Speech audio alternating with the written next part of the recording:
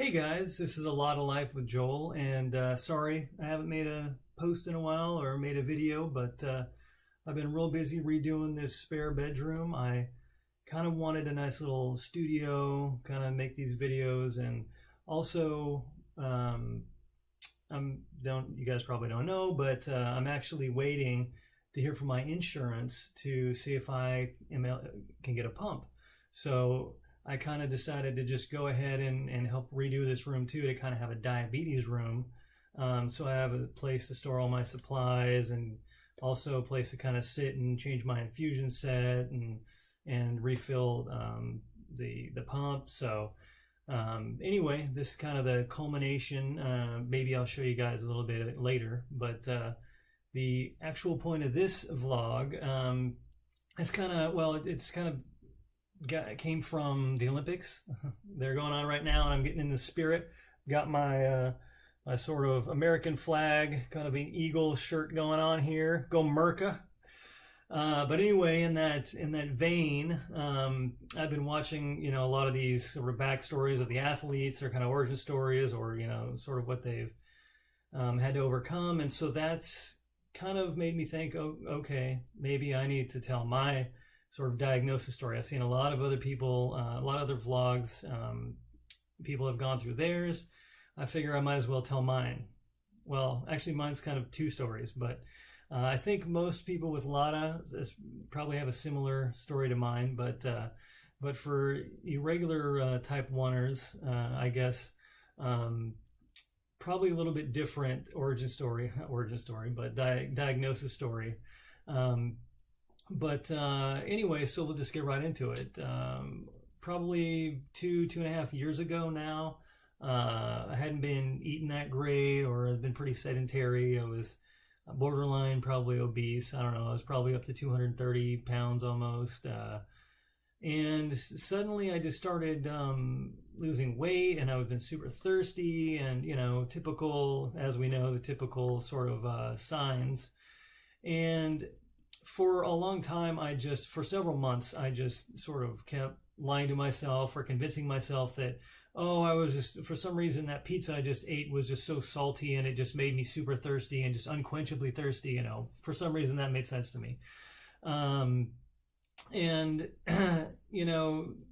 having to get up in the middle of the night to go to the bathroom, I'm just, well, I was about 35. I thought, well, as guys get older, maybe the prostate gets a little bigger. They gotta, make some nighttime bathroom runs, whatever. And so I just kept kind of telling myself that. And, but the weight loss, really kind of, people started saying, hey, you're looking good, losing weight. And for me, that was kind of shocking, because I noticed I was losing weight, but it was a little disconcerting because, I hadn't been doing anything. I'd been eating like crap. I hadn't been exercising or anything. And suddenly here I've lost 20 pounds. I was down to almost 200 pounds and without doing anything. And so that was pretty disconcerting. And then kind of going back to our Olympic theme, the symptoms finally started to click in my head. I remember seeing a documentary quite a few years ago on Olympic swimmer Gary Hall Jr. And he was describing, weight loss and thirst. And so in the middle of his, training for the Olympics, he realized that, something was wrong, and he got diagnosed as type 1 diabetes. So when I kind of started thinking about, his symptoms, then I kind of figured out, okay, it must be diabetes. And finally, after the urging of my family, I decided to finally make a doctor's appointment. So I went in and got some blood tests, and this was probably around May 2014. And sure enough, results came back with type 2 diabetes. And I figured that, I was kind of young, but, I was sort of overweight, and I really hadn't been taking care of myself. So it was kind of a wake-up call. And even before I actually went in for my appointment, I decided to just change everything. So the week leading up to my appointment, I completely changed my diet, my exercise, everything. And, I'd already, started kind of feeling better, a little bit better And so by the time I got diagnosed, I mean, my A1C was still like a 12.7. So I think that's like a 313 average. I don't remember exactly what that is in sort of international units, but it's, you know, obviously that's pretty high. And but it's not a crazy story. You know, a lot of people that I hear that have like juvenile diabetes or type 1 get it younger. You know, it doesn't progress the same way as LADA. And there's, I mean, some of those numbers are like in the 700s for their blood sugar. Mine was only, I think, it was like 290 something. Anyway, so I had already changed kind of everything, and so my doctor prescribed some metformin, so I just had oral medication, and that's just how I proceeded. I had some nutrition, some training, and I basically just exercised, ate right, and did everything right for 2 years. And actually, you know, after about halfway, you have to kind of ramp up on metformin. I don't know if anybody else has been on it. Maybe, you know, if you're type 2, you've probably experienced it, but it can cause some intestinal problems if you take like the full dose right away. So they actually have you ramp up over the course of like 4 weeks or something. And for me, after only about half the dose, the ultimate dose, my numbers were already coming down to pretty close to normal. So for a good almost 2 years, that's all I had to do. I just took half that dose, and I just kept kept exercising, kept eating right, doing what I could, and my A1Cs were coming in, and you know, and actually for the first like 9 months, I was, you know, checking my blood sugar 2, 3, 4 times a day, and it got to the point where it was just, you know, it was always in range. So I just stopped checking, and I just kind of used my quarterly A1C to be my guide, sort of, so to speak. I will say that right after I got diagnosed, I mean, it was clearly a wake-up call, and there was a lot of sleepless nights, you know, worrying about all the long-term complications, of course. And I just, you know, the first few weeks are really the worst, you know, but eventually, you know, a lot of people can get rid of type 2 if you work hard enough and you're diligent, and so that was my ultimate goal. Is you know, it was tough for the first few weeks, but once I got into the groove of things, I just really wanted to get rid of it. That was my goal. I wanted to get off medication. I just wanted to get rid of it completely.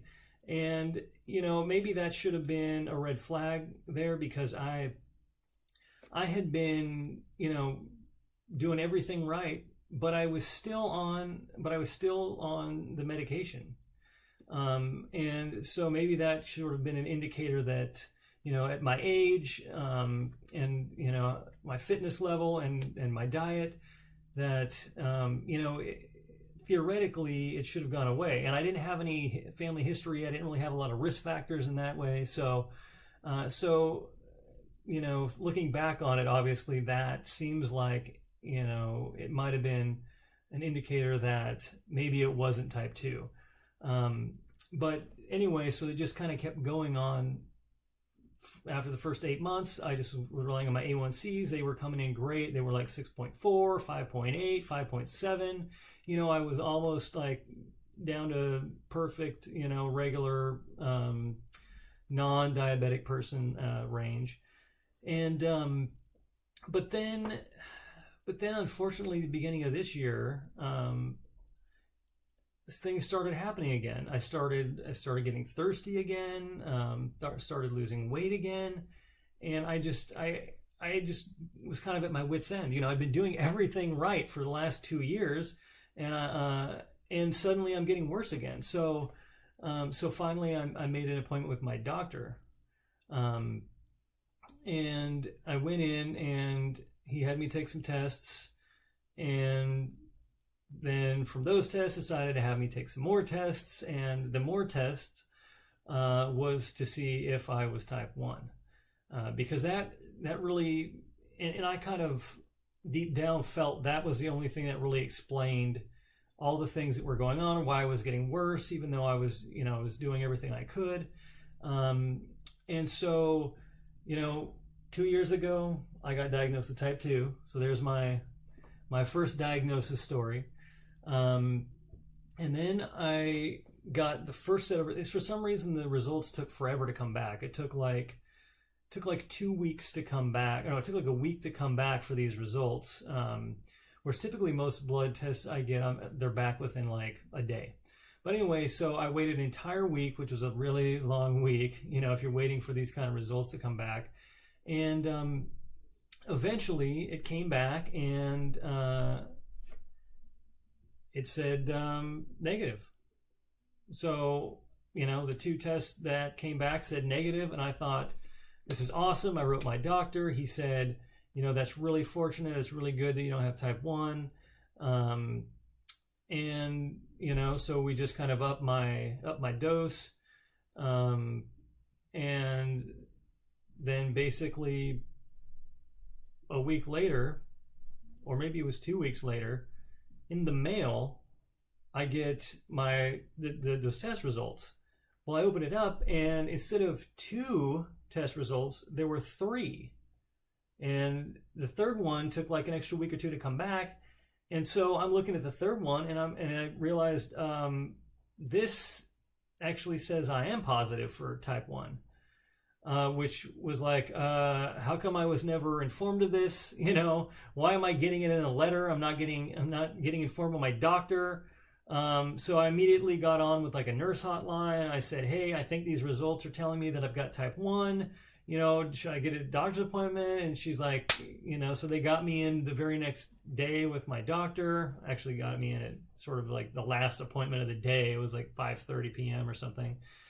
And so I finally went in and talked to him, and the first thing he was doing was apologizing profusely. They had gotten the results 5 days before I was even notified about it, which was really kind of pissed me off. But you know, what can you do? So he immediately prescribed me Lantus. So I was on taking 2 shots a day. Now the funny thing about that was, it was so late in the day, they didn't have any nurses left around to show me how to use the pen.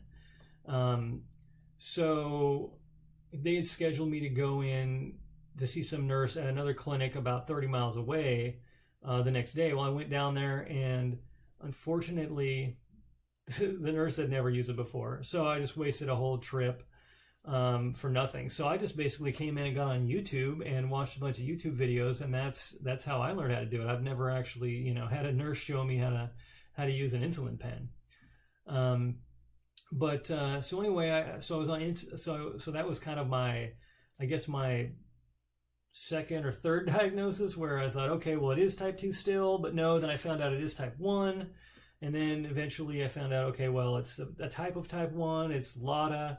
And so I was just managing it with Lantus for like 3 weeks, and I was doing great, but I said, hey, I want to see a specialist. And he goes, well, at our clinic, we don't have endocrinologists, but our specialists for diabetes are internal medicine folks.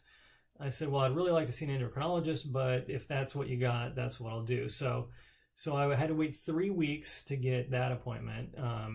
So the whole time I'm on just Lantus and you know, my typical exercise and diet and everything, and I'm testing, you know, maybe 2-3 times.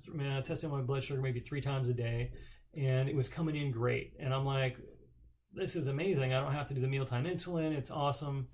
And so finally I went in with the internal medicine specialist, and she had never had a patient with LADA, and especially not one that was able to manage their diabetes with just Lantus. And so she kind of admitted this a little bit out of her area of expertise. And so I said, well, I really would like to see an actual endocrinologist then.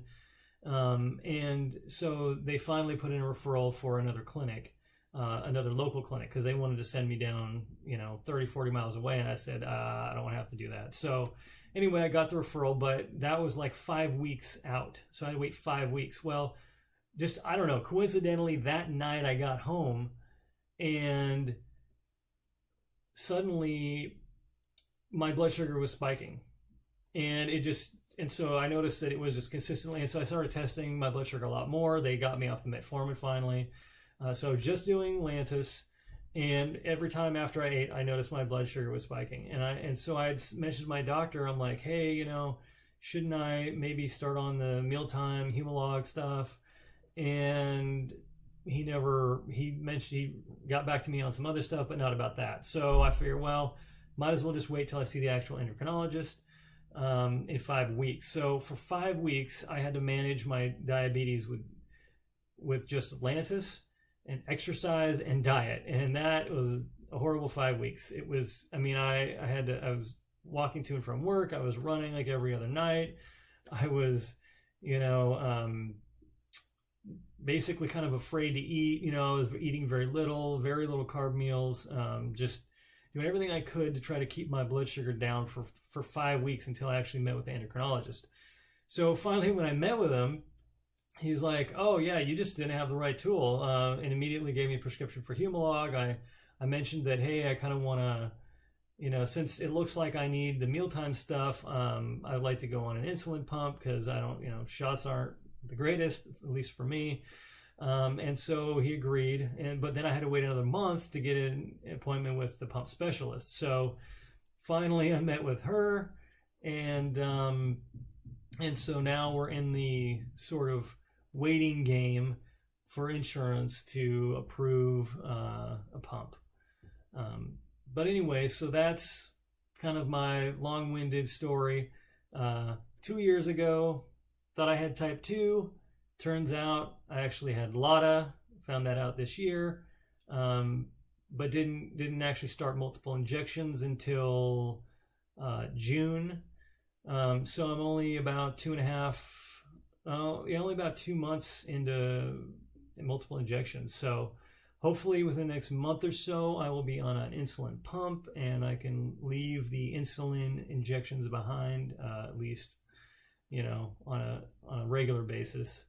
But anyway, it's been sort of, it hasn't been terrible. I think getting diagnosed at age 35 or 37, depending on which diagnosis you're talking about, is probably a lot easier to handle than if I was a child, because I wouldn't know what was going on necessarily. Or if you're a parent with a child, it's so much harder to have to keep constant eye on them. Whereas, you know, I try to approach it as analytically as possible and say, okay, well, this is what I have now. Just, you know, what do I got to do, kind of thing. And sure, there was a bunch of nights where it was, you know, your mind is just going like crazy, thinking, you know, oh my God, this is horrible, all these things. I think about all the long-term problems, but, you know, you really just got to focus in on what you got to do every day and just let it take care of itself. And I think over the long term, if you can just keep on it, you know, you're gonna live hopefully a normal life. But anyway, we'll see what the pump has in store. I really am kind of like excited.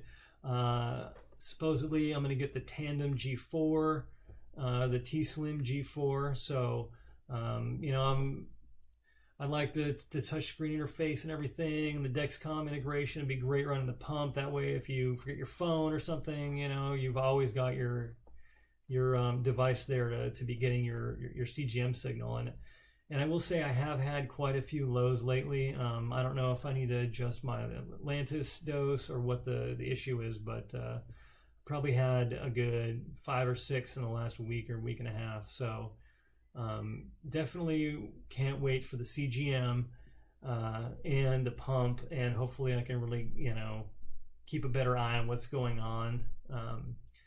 But anyway, so that's kind of the story. Got diagnosed with type 2. 2 years later, found out it was type 1.5.